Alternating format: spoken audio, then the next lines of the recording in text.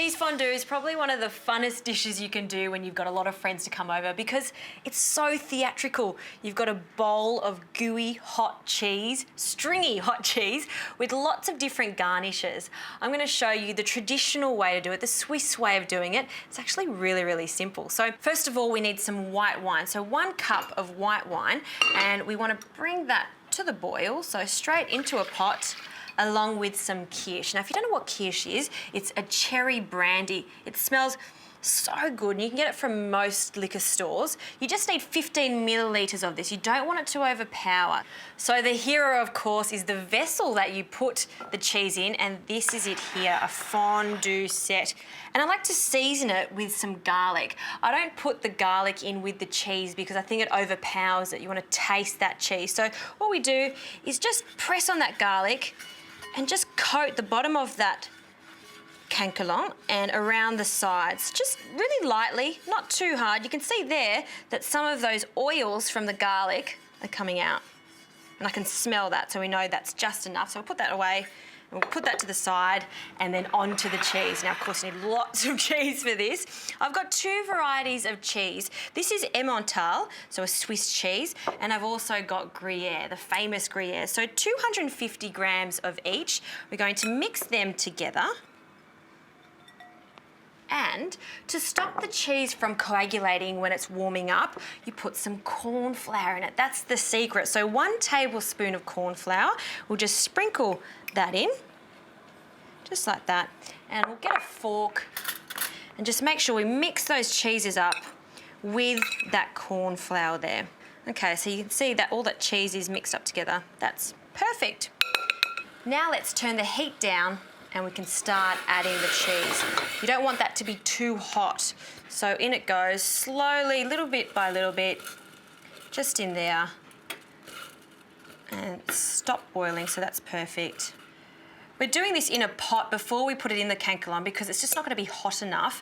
That's really just to hold the cheese, just to keep it warm. So doing it first in here is important. Let's get a little spatula now. Give that a stir.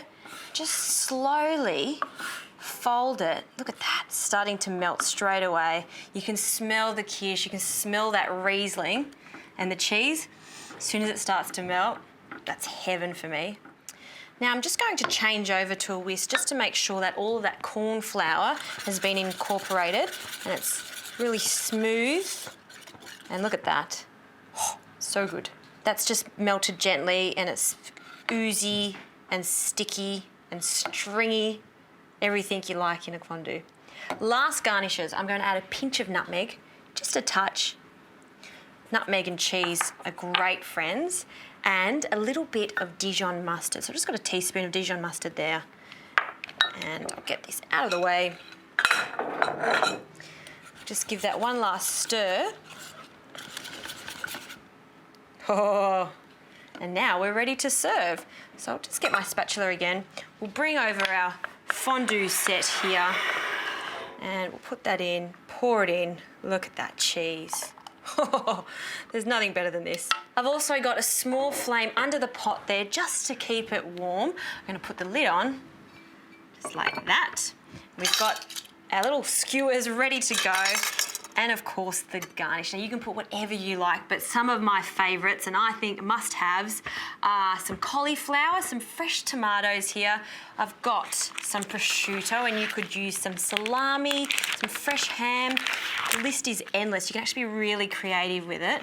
And we'll just put a little bit of that, and I think it's a must to have some crackers with it. So I love bagelettes and some twists. The reason I like this is because it's so crunchy. With the cheese, you want to hear that crunch, and it really does go well together. So a big handful on the side here, so everyone can share. And the twists are really fun because you won't need to put them onto your skewer, and then they just go on the side there. And I must have a try of this. The whole idea is giving it a stir, or really, we're doing this to make sure that we get as much cheese as we can on that twist. And have a look at that. It's still piping hot, so good. Be careful with all of that stringy cheese. So much cheese. Too good.